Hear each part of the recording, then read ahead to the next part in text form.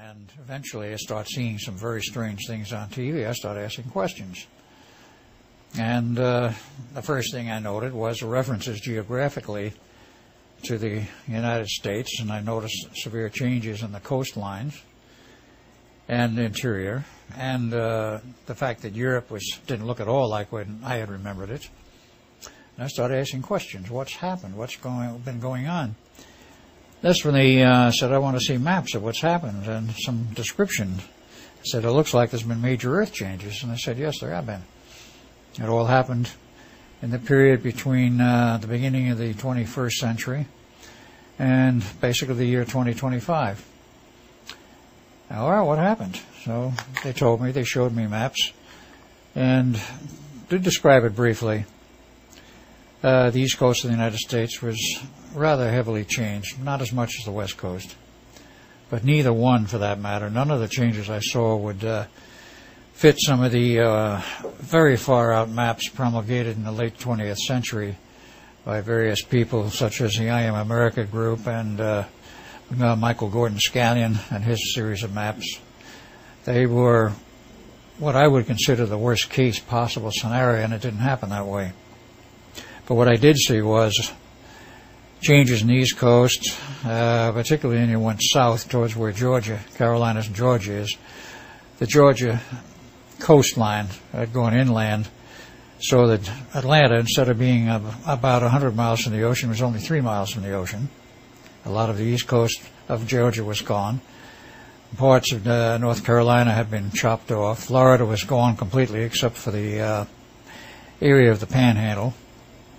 Was this on the TV programs that you saw, or did they give you a map? I saw this in references on the TV program, which they showed pictures of the coastline in reference to something else that we're dealing with. And I see this. I said, what is this? This isn't the way I remember it. Mm-hmm. So that's when I started asking what's going on, and they gave me the maps.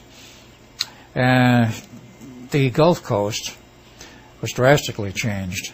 There was about a 50-mile wide swath north of where we knew the Gulf Coast to be, as it is today, in the beginning of the 21st century.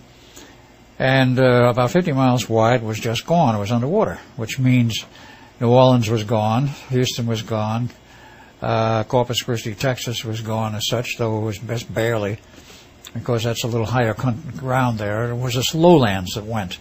And I don't think it was geographic upheaval. It was just a case of the ocean waters have been rising, plus other changes. And the big change in the middle of the country was that the Mississippi became an inland waterway, and a rather wide one, all the way up to the Great Lakes, which then became one lake.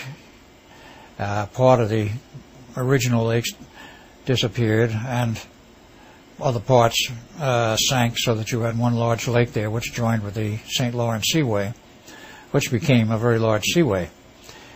And the rest of the U.S., the western part, to the other side of the new Mississippi Basin, if you will, was all there essentially intact, with the exception of California and parts of Oregon and small parts of Washington. California suffered from where the San Andreas Fault came inland. San Andreas Fault cuts into California between San Francisco and San Jose. That's where it cuts inland. It's no longer in the ocean, but it's cutting across land. And it goes down basically central California, so that when you get past Los Angeles, it winds up cutting through the middle of the Salton Sea.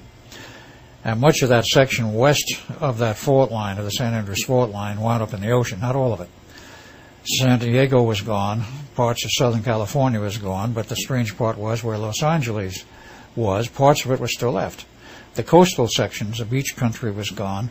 The beach areas were collapsed, the cliffs were collapsed. But areas of the higher sections of Beverly Hills were still there. Altadena, Pasadena was still there. Downtown Los Angeles is still referred to as the island, because it was on a rock, and there's literally an island there, even now, though it's certainly not underwater, but it winds up being surrounded by water. So there were a lot of changes that way.